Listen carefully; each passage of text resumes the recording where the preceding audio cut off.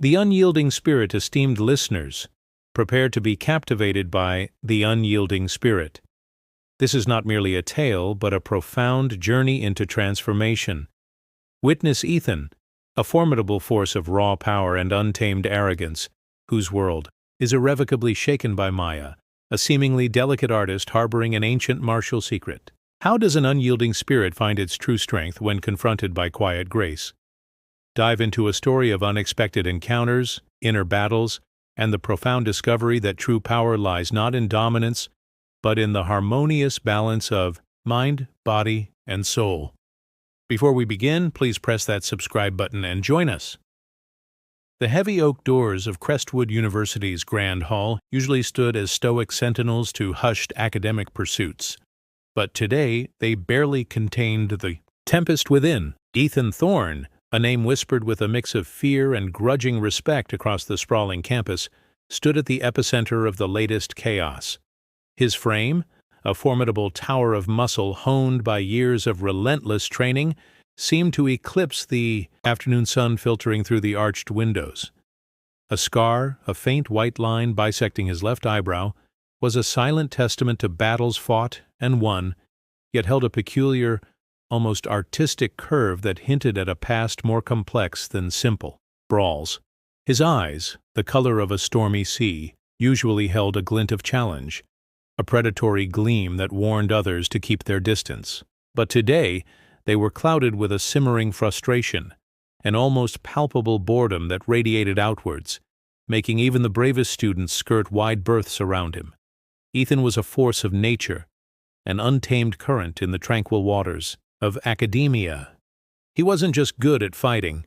He was a master, a prodigy in various martial arts, each discipline a weapon in his formidable arsenal. His presence alone was enough to quell most altercations, yet paradoxically, he was often the instigator. He craved conflict, not out of malice, but from a deep-seated restless energy that gnawed at his core. He was a puzzle wrapped in an enigma, cloaked in bravado. Whispers followed him like shadows. He was a promising boxer, but something happened. They say he lost his temper, destroyed his own career. No one dared to ask him directly, and he offered no explanations. His past was a sealed vault, guarded by a wall of indifference and an intimidating aura that kept everyone at arm's length. He was an island, unyielding and solitary, and he seemed to prefer it that way. Today's disruption was no different. A group of frat brothers, puffed up with liquid courage and a misplaced sense of superiority, had tried to put Ethan in his place. It was a scene played out countless times. A flurry of quick, brutal movements, a stunned silence, and then the inevitable retreat of the humbled. Ethan watched them stumble away, a sneer twisting his lips. He felt nothing but a dull ache of disappointment. Another victory, another hollow triumph. The thrill, if it ever truly existed, had long since faded. The world, it seemed, was too small, too predictable, too weak to offer him a worthy challenge. A heavy sigh escaped him, a sound laden with a weariness that belied his formidable exterior. He yearned for something more, something that could stir the stagnant waters of his existence, but he didn't know what it was.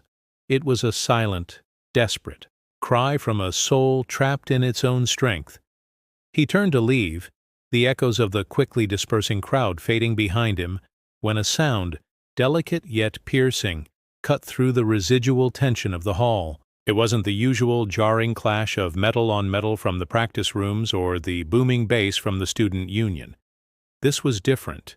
It was the clear, melancholic resonance of a piano, each note a teardrop falling onto polished wood, weaving a tapestry of profound sadness. It was a melody that spoke of distant lands, of longing, of a beauty so fragile it hurt. Ethan, whose world was usually confined to the brutal precision of punches and kicks, found himself rooted to the spot. The music pulled at something within him, a tender chord he hadn't known existed. It was a stark contrast to the aggressive symphony of his life, a soft whisper against a roaring hurricane. He felt a strange pull, an inexplicable curiosity, drawing him towards the source of this ethereal sound. He followed the melody down a quiet corridor. its mournful beauty growing stronger with every step, a siren's call to a soul adrift. He pushed open the heavy oak door of the music room, its hinges groaning softly as if in protest of the intrusion. The sight that greeted him was as captivating as the melody itself. Seated at a grand piano, bathed in the soft glow of the late afternoon sun streaming through a tall window, was a young woman. Her hair, a cascade of silken black, spilled over, her shoulders framing a face of ethereal beauty. Her features were delicate, porcelain-like, but it was her eyes that truly held him captive. They were the color of deep amber, fringed by long, dark lashes, and held a depth of emotion that seemed to mirror the very music she played. A quiet sorrow, a profound understanding, yet also a flicker of unyielding strength. This was Maya, a student from Vietnam, known for her quiet demeanor and intense focus on her studies. She was an enigma, a whisper in the loud corridors of Crestwood, a flower blooming in the cracks of a concrete jungle. Her fingers danced effortlessly over the ivory keys, each movement fluid and graceful, yet imbued with an almost desperate passion. The air around her hummed with the raw emotion she poured into her playing. Ethan, usually quick with a sarcastic remark or a dismissive glare, found himself speechless. For a moment his usual bravado crumbled, replaced by a sense of awe. This was not the kind of power he understood, but it was power nonetheless, a subtle, captivating force that resonated deep within his own restless spirit. He broke the silence, his voice rougher than he intended, a jarring note in the harmonious atmosphere. "That's quite a tune," he began, a hint of his usual arrogant smirk creeping onto his lips. "Sounds like someone lost their dog, or maybe their entire life savings." He expected her to flinch, to cower, to stop playing. Everyone else did. But Maya didn't even miss a beat. Her fingers continued their mournful dance, the melody swelling with a subtle, almost imperceptible defiance. Then she slowly lifted her head. Her amber eyes met his stormy gaze, unwavering, unafraid. A small, enigmatic smile played on her lips, a smile that was both beautiful and unsettling. And then, in a voice that was soft, yet carried an unexpected resonance, she spoke, her words cutting through the air like a finely sharpened blade. "Do you ever wonder," she began, her gaze holding his, "if someone as overwhelmingly powerful as you might be easily defeated, not just physically but deep within, where it truly matters?" Ethan felt a chill race down his spine. It wasn't a threat, but a profound question, an unsettling observation that pricked at the very core of his carefully constructed facade. Her words, so calm and direct, echoed the very emptiness he had felt moments before. For the first time, in a long time, Ethan Thorne felt a tremor of uncertainty, a flicker of something akin to fear, not of physical harm, but of being seen, truly seen, for all his hidden vulnerabilities. The quiet girl with the sorrowful music had just laid bare the very question that haunted his soul, and the chapter closed on the unsettling realization that his seemingly unyielding spirit might have just met its match. Ethan stood frozen, the scent of polished wood and old sheet music suddenly heavy in the air. Maya's words? "Do you ever wonder if someone as overwhelmingly powerful as you might be easily defeated, not just physically, but deep within, where it truly matters?" Echoed in the vast silence of the music room, a stark counterpoint to the ATB final, lingering note of her melody. He felt exposed, stripped bare of his carefully constructed armor. It wasn't the challenge of a physical fight that rattled him, but the unnerving accuracy of her observation, a surgeon's cut into the very core of his restless, unfulfilled existence. No one had ever dared to speak to him with such raw honesty, let alone a seemingly delicate girl he'd sought to intimidate. His usual retort, a cutting remark or a dismissive sneer, caught in his throat. He felt a tremor of something unfamiliar, not fear, but a disorienting blend of curiosity and a strange, almost painful recognition. His past, a tangled knot of ambition, raw talent, and explosive rage, flashed before his eyes. He saw the shimmering lights of the boxing ring, the roar of the crowd, the dizzying highs of victory, and then the crushing silence of his self-inflicted downfall. A heavy sigh, barely audible, escaped him. "What makes you think you know anything about me?" he finally managed, his voice rougher than he intended, a defensive growl. Maya slowly rose from the piano bench, her movements fluid as spilled ink. She didn't approach him directly, but rather moved to stand beside the grand piano, her slender fingers tracing the curve of its polished surface. Her amber eyes, no longer shadowed by sorrow, held a steady, unwavering gaze that seemed to peel back the layers of his formidable exterior. "I know enough," she replied, her voice soft but firm, a whisper that carried the weight of an unspoken understanding. "I know the emptiness that comes from unchallenged power, the isolation of being, truly unyielding." Her words were a mirror, reflecting a truth Ethan had fiercely denied even to himself. He was isolated, yes, but he'd always attributed it to others' weakness, their inability to meet his intensity. Now she suggested it was his own strength that walled him off, an ironic prison of his own making. A flicker of anger, hot and sharp, flared within him. He took a step forward, his shadow engulfing her smaller frame. "And what makes you think you can change that?" His tone was laced with challenge, the old Ethan resurfacing, seeking to regain control. Maya didn't flinch. Instead, she took a single, almost imperceptible step backward, effortlessly creating just enough distance to disrupt his imposing presence without appearing to retreat. "I don't intend to change you," she said, her eyes glinting with a newfound resolve, "only to show you that there are other forms of strength, other ways to overcome. What you seek is not in crushing others, but in understanding yourself, and perhaps understanding others, too." Then, with a sudden, fluid grace that belied her gentle demeanor, Maya moved. It wasn't an attack, but a dance. She weaved around him, a blur of motion, her every step purposeful, yet seemingly effortless. Ethan instinctually reacted.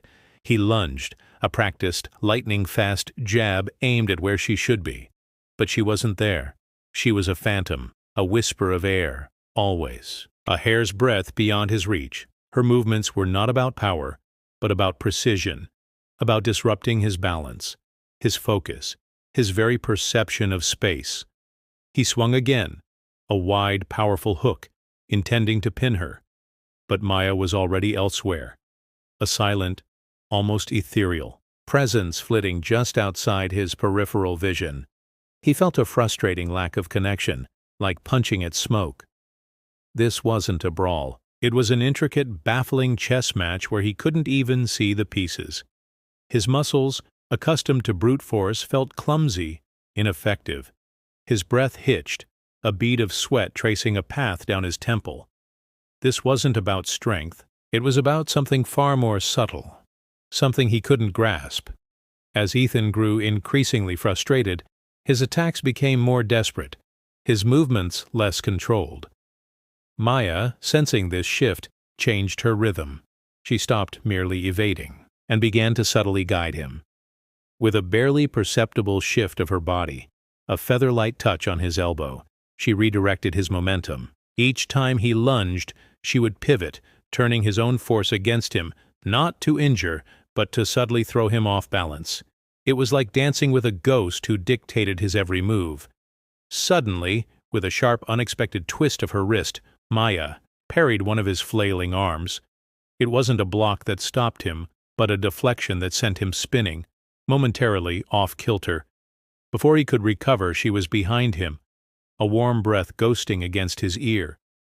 He felt a soft, almost imperceptible pressure at the base of his neck, a pressure that wasn't painful but utterly disorienting. It was as if she had found a secret switch, a hidden weakness that bypassed all his formidable strength.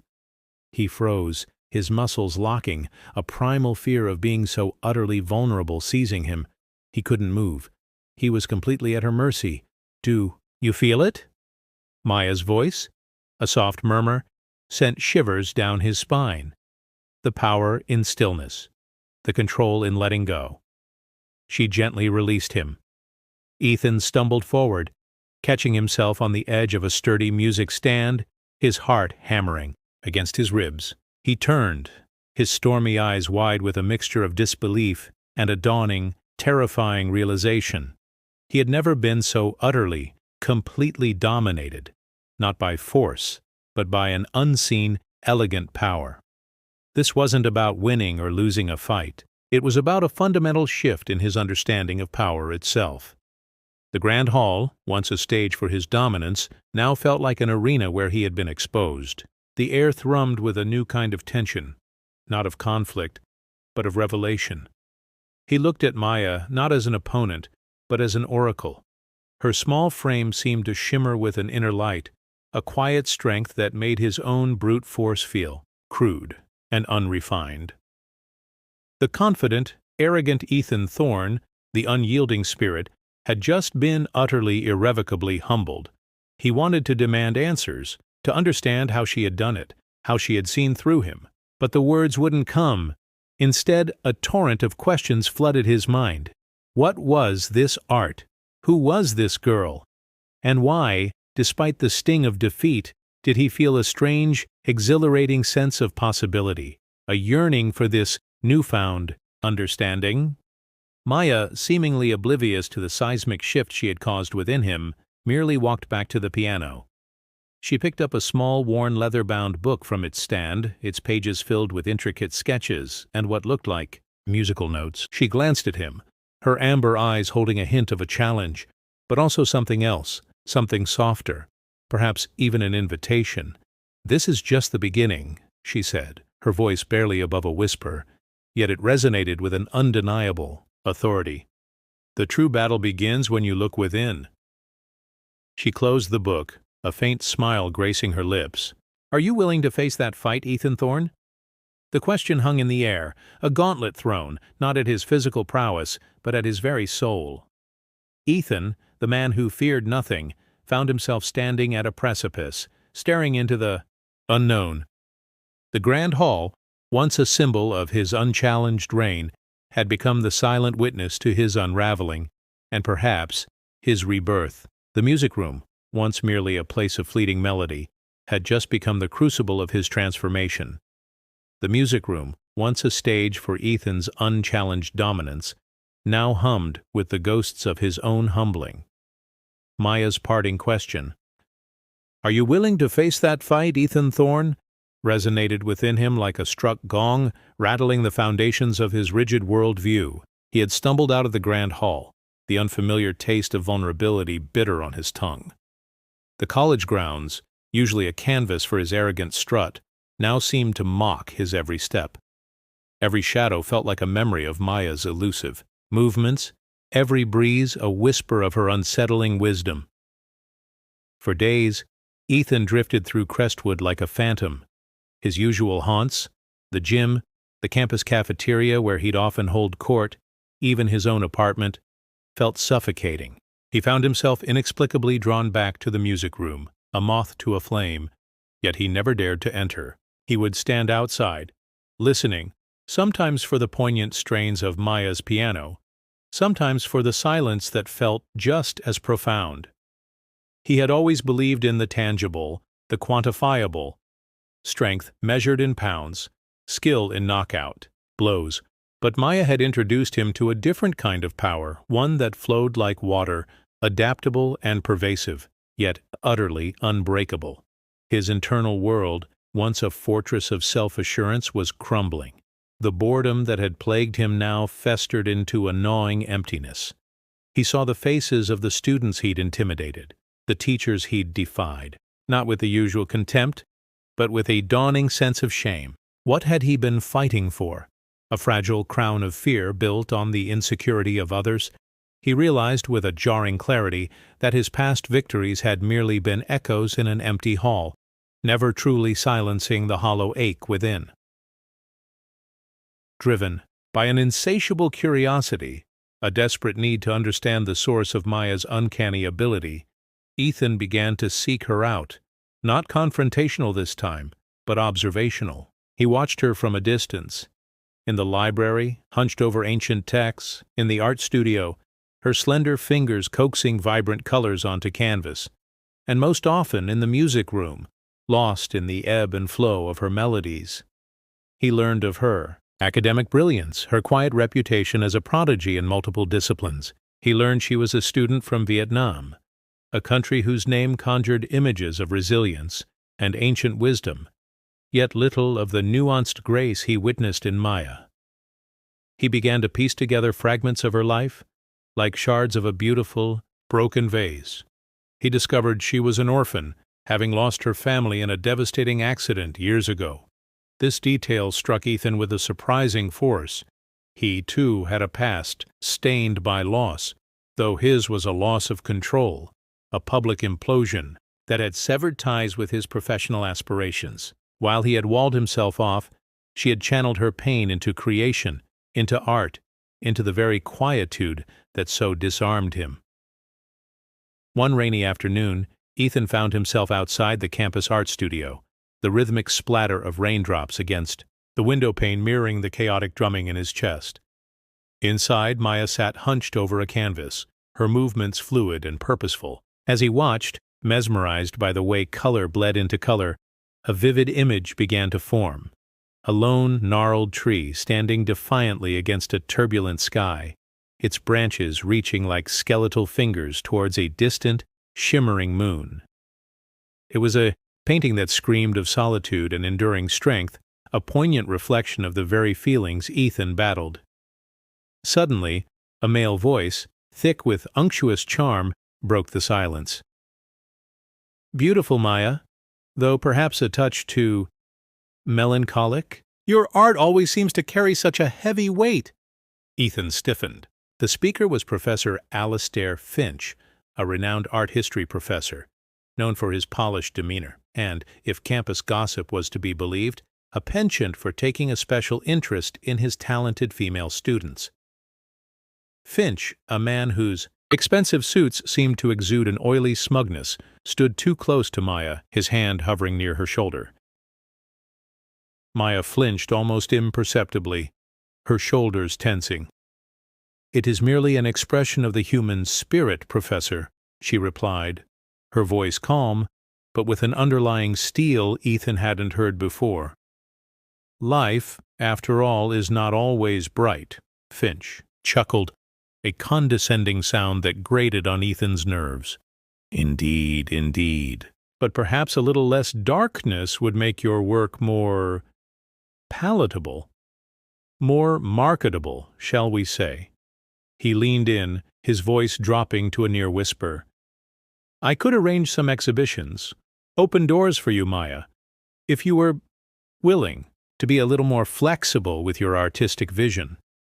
His gaze lingered on her, an unpleasant possessiveness in his eyes.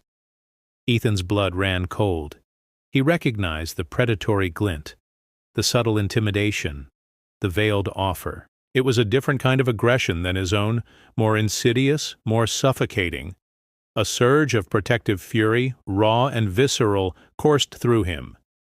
This wasn't a fight he could simply punch his way out of, but it was a battle nonetheless. He stepped inside, his large frame filling the doorway, casting a long shadow across Finch and Maya. The professor, startled, straightened abruptly, his practiced smile faltering. "Ah, Mr. Thorne. A pleasure." His tone was sickly sweet, masking a flicker of annoyance. Ethan ignored him, his gaze fixed on Maya. He saw the subtle tension in her jaw, the way her fingers clenched around her paintbrush. He saw a flicker of fear, quickly masked by resolve. He understood. This was the burden of her quiet strength, the subtle battles she fought every day against those who sought to exploit or diminish her. "What's happening here?" Ethan's voice, usually a booming instrument of intimidation, was low and dangerous, a rumble of distant thunder. Finch attempted a patronizing chuckle. "Just a professional discussion, Mr. Thorne. Artistic guidance for a promising student." He gestured vaguely at Maya's painting. "We were discussing the merits of commercial viability." Ethan's eyes narrowed, sweeping over Finch's smirking face. "I see." He stepped closer to Maya's easel. his proximity a silent challenge to Finch. He looked at the painting, the gnarled tree, the turbulent sky, and then back at Maya. "This," he said, his voice softer now, but imbued with a fierce intensity, "is not just a painting. It's a statement. It's unyielding." He deliberately emphasized the word, making eye contact with Maya, a silent pact forming between them. Maya's eyes widened, a flicker of surprise, then something akin to gratitude passing through them. She met his gaze, and in that moment, an invisible bridge of understanding stretched between them. Finch, sensing the shift in the atmosphere and the undeniable menace radiating from Ethan, wisely decided to retreat. "Well, I must be going. Important faculty meeting," he mumbled, gathering his papers with a hasty hand, practically scurrying out of the studio, his smugness replaced by thinly veiled apprehension. The silence that followed was heavy, thick, with unspoken emotions. Ethan turned to Maya, the anger still simmering beneath his skin. "He bothering you?" Maya hesitated, then shook her head slowly. "Not in the way you mean, but he underestimates." Her voice was quiet, but her eyes, when she met his, held a newfound respect. "Thank you." Ethan nodded, feeling an unfamiliar warmth spread through his chest. It wasn't the rush of adrenaline from a physical victory, but something far more profound. The quiet satisfaction of defending someone, of using his strength not to dominate, but to protect. He looked at the painting again, the resilient tree, and then at Maya, this seemingly fragile girl who had seen through his bravado, who carried burdens he could only guess at, and yet remained unyielding. A sudden, profound realization hit Ethan. He hadn't just observed Maya. He had inadvertently become part of her world, drawn into a different kind of conflict. His perception of her had deepened, transforming from a mere object of curiosity into a figure of immense respect.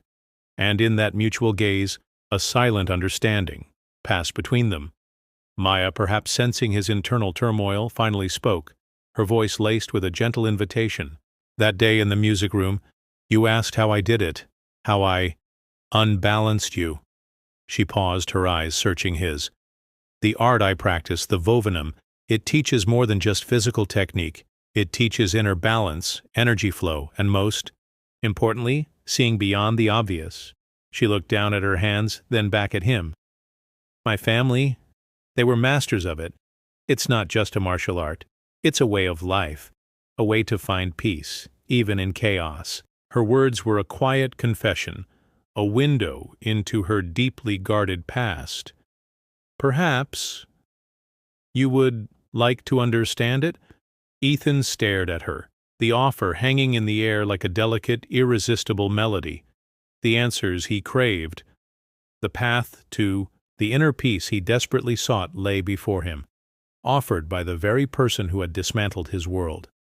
His heart, once a stone, felt a strange, hopeful flutter.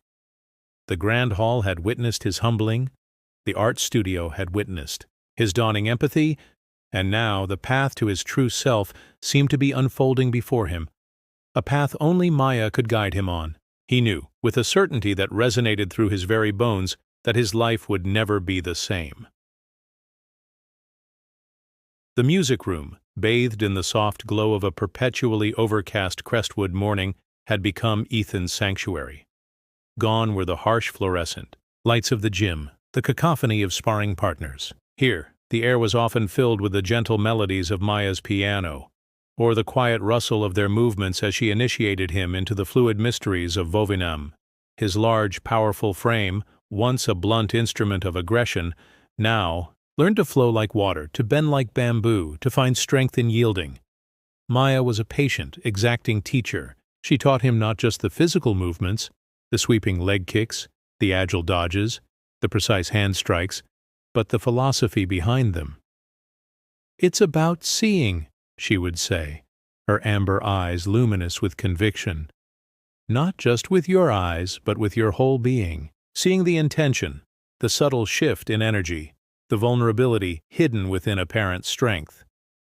She taught him the Song Luyan forms, where two individuals moved in harmony, mirroring and counter-mirroring, each action a dance of both offense and defense, emphasizing connection over confrontation. Ethan, once the epitome of brute force, found himself grappling with concepts alien to his nature: softness, hardness, and the intricate dance between them. He learned to breathe deeply and deliberately, to center his chi, to quiet the storm within his own mind. His body, though still immensely strong, began to shed the rigid armor of his past. He noticed the subtle beauty in the campus trees, the nuanced expressions on the faces of his peers, the quiet symphony of everyday life that he had previously bulldozed through. The scar above his eyebrow, once a symbol of his defiance, now felt like a faint memory of a boy he no longer was. Their sessions in the music room became a quiet ritual, a shared secret. Maya, in turn, began to open up, slowly, tentatively, like a flower unfurling its petals in hesitant sunlight. Ethan learned of her family, not just the tragedy, but the vibrant tapestry of their lives. Her father, a revered Vovinam master, had also been a talented musician and a gentle philosopher. Her mother, an artist of profound insight. They had instilled in Maya not just martial prowess, but a deep appreciation for beauty, a fierce independence, and an unshakable inner calm. The accident, a car crash caused by a drunk driver, had stolen them, leaving Maya adrift in a foreign land, her spirit wounded, but never broken. Her art, her music, and her Vovinam became her anchors, her silent tributes to the lives she carried within her. One late afternoon, as they practiced a complex Vovinam form, the door to the music room creaked open. Professor Finch stood there, a predatory smile playing on his lips, his eyes fixed on Maya with an unnerving intensity.